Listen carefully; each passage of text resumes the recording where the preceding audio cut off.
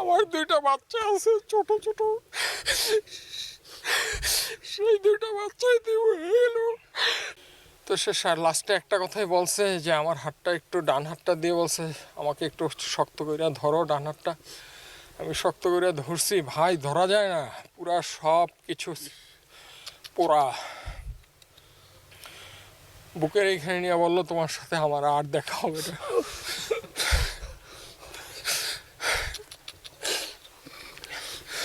এরপরে ভাই ভেন্টিলেশনে নিয়ে যায়। এর 1-1.5 ঘন্টা পরে কার্ডিয়াক অ্যারেস্ট করে সে পৃথিবী থেকে বিদায় নিয়ে, আর সে আমাদের সবাইকে ফাঁকি দিয়ে চলে গেছে। আমার দুইটা বাচ্চা আছে ছোট ছোট, সেই দুইটা বাচ্চাই দিয়ে হয়ে গেল। আমি যখন তারে বললাম তুমি তোমার বাচ্চাদের এতিম করে ফেললা, ওই বাচ্চাগুলো তো আমার বাচ্চা ছিল, আমি কি করব?